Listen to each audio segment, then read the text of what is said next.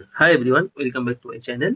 In this video, we will find dy dx where x power y is equal to e to the power x minus y.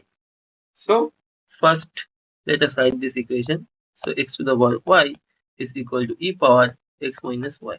Now we will take logarithm to the both sides of this equation. So we have log of x to the power y is equal to log of e power x minus y.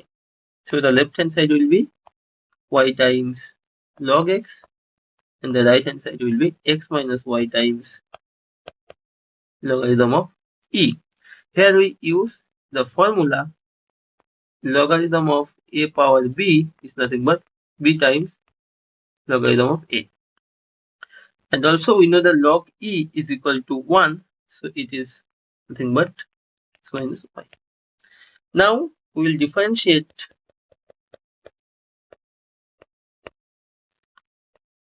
both sides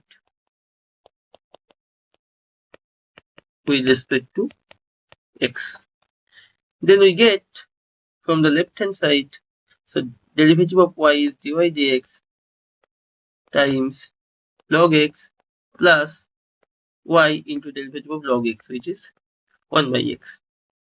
And the right hand side will be derivative of x is 1 and y is dy dx. So by simplifying, we have dy dx into log x plus 1 is 1 minus 1 y by x. So dy dx will be y minus 1 y by x by log x plus 1, which is the required answer.